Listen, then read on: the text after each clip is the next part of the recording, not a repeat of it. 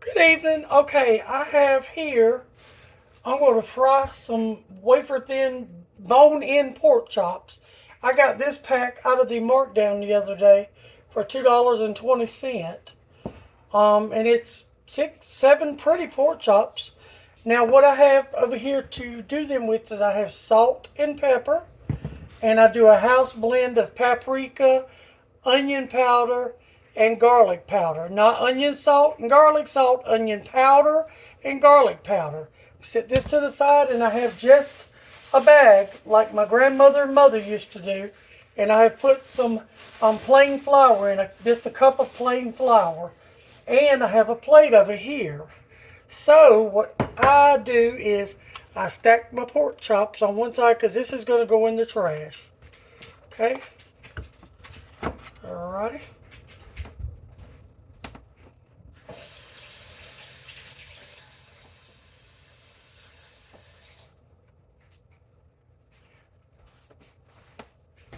I'm going to add me some garlic powder to my flour.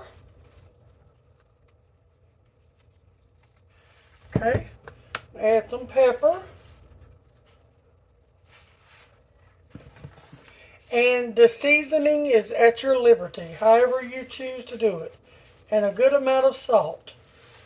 Now I'm going to shake that up a bit because you want to combine it all in the flour.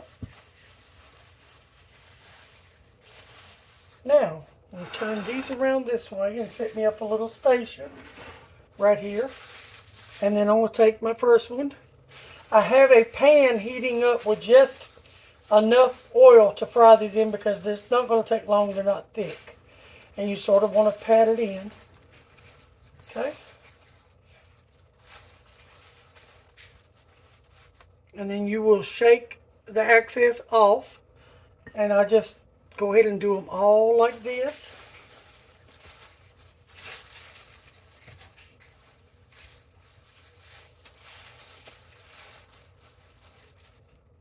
Shake it off.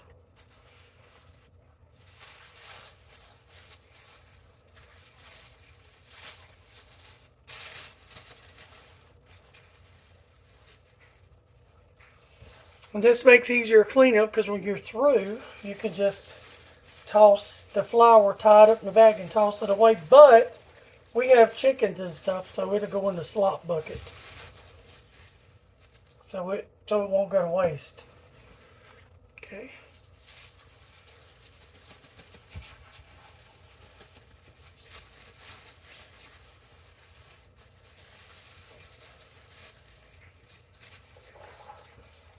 And over here I also got a platter with a paper towel in it and a fork to turn them with, already set up. And I've got my grease heating up, and it should be pretty hot by now. I'm almost through, and I'm going to move you over here with me. And I will keep you with me while I fry a few of them. More than likely not all of them, but a few of them. Okay?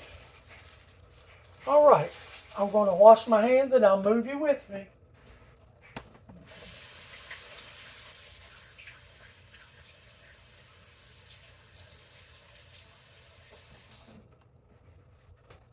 Okay, and get my station set up over here. All right, I'm going to take you with me and try to find you a comfortable spot over here if I can. All right. Uh-oh, knocking everything down.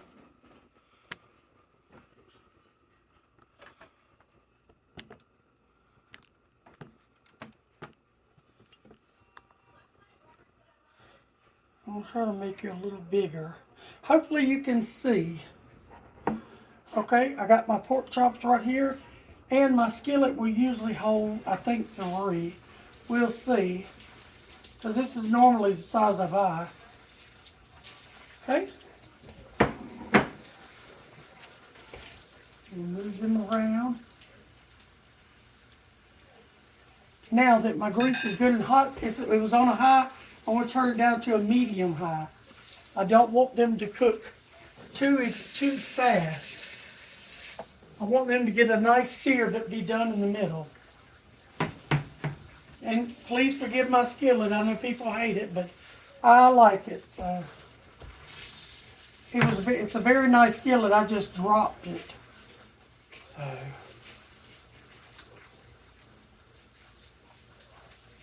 alright. Let's see. A little bit longer. Maybe turn it back up a little bit, just a little bit.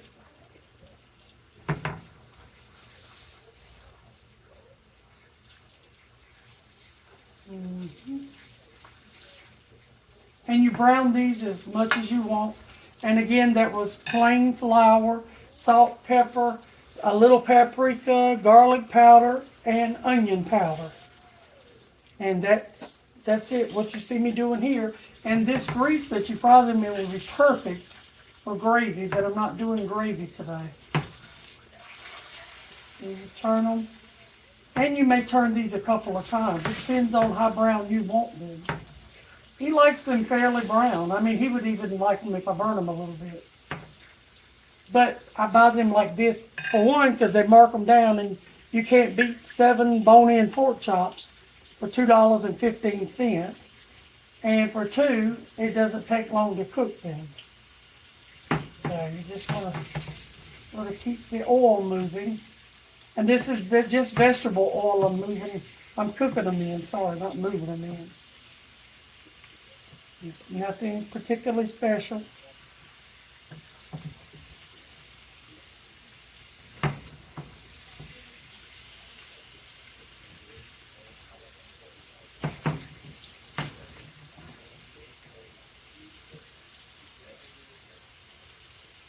Yeah, let's see how those are looking. That looks good. Yep. And see, they're pretty much, I left them out of the refrigerator so they will be at room temperature. We'll move these around. That's a hot spot.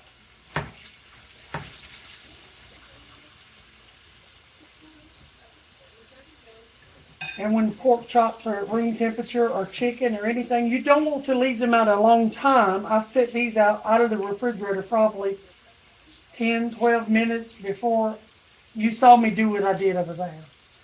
So they were still cool, they just weren't ice cold. Okay. I think these are pretty much done. We'll give them one more turn. And as I told you before, they're wafer thin.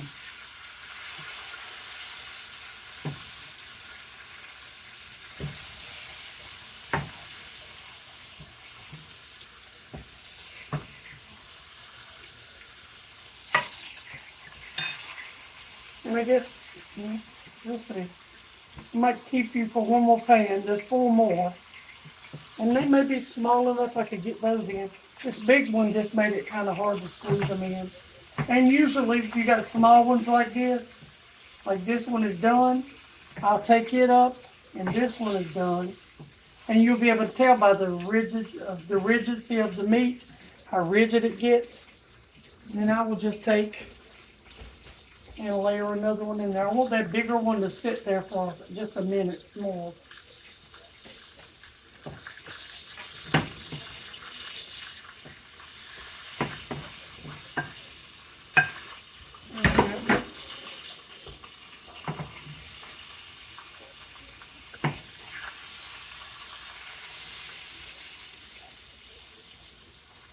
And if you don't feel sure about it, you'll take a small knife, like a steak knife like this, and if you cut just the corner of it like that, you'll see, oh yeah, beautiful, perfectly done.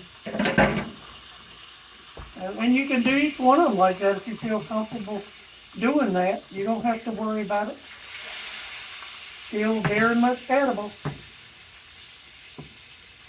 I think he is done now. We're going to pick him up, and then we're going to add us another one right there. I'm going to see if I can scoop these around. Let's just try that one for right this second. I think I probably could get that one in there too. I can. Worked out pretty good. And that's why I like to buy the smaller ones, or whatever's on sale. If we're not rich and we're not fancy, we eat whatever we can. So I will get to keep you for the entire cooking of them. You'll see how quickly it goes. And see, they're absolutely beautiful. See if I can get it from an angle you can see at it. See? Really nice little pork chops. Just me and him. It's no one else. Now I have bigger pork chops if we have company. I pull those out. But when it's just me and him, this is because I don't eat them. He'll eat these and whatever's left over will go in the refrigerator. If he wants a sandwich or something, he'll get that.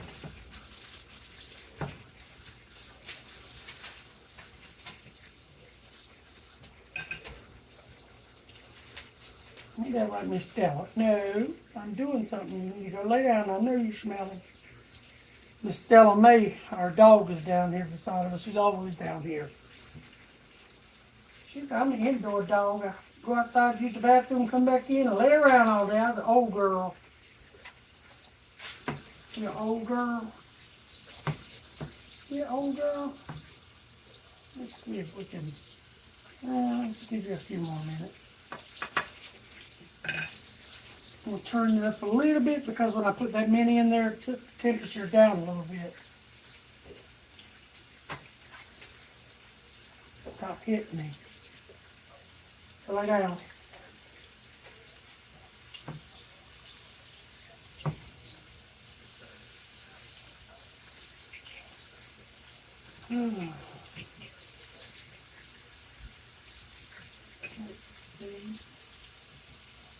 Yep.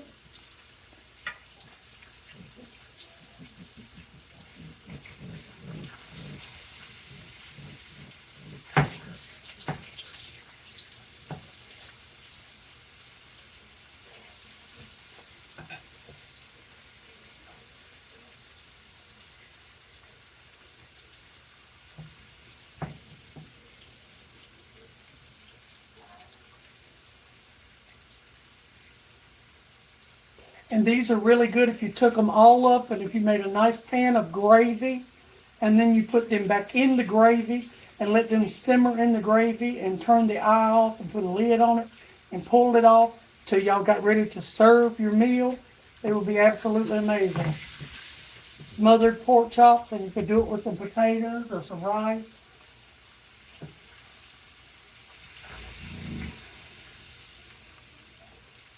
Just turn that one around a little bit.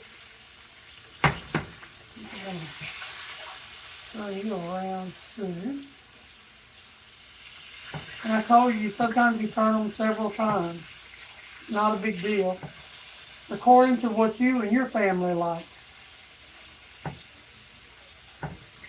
That one is done. We put it in there. I can pull everybody around.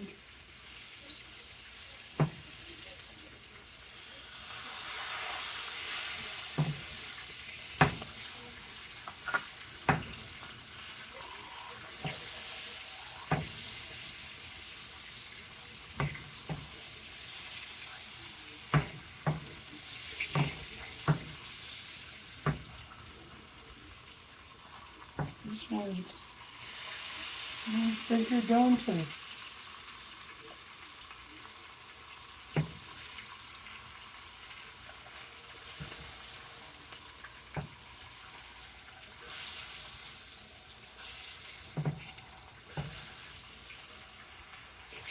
This one is almost there.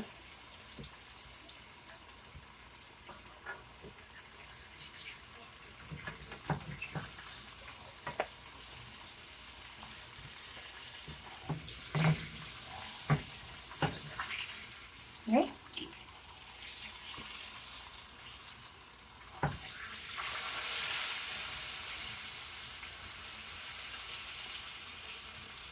I want that little corner that's sticking up to get a little sear on it. I'm holding it down in the hot grease to get a little sear. It's done, it just needs a sear on it. There we go.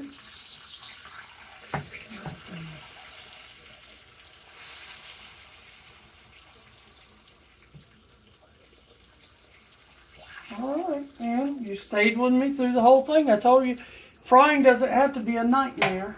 It can be enjoyable and delicious for your family. So I hope you enjoyed staying with me today, and I hope you will like, share, and subscribe, and give my fried wafer thin bone-in pork chops a try. Have a great day. Bye.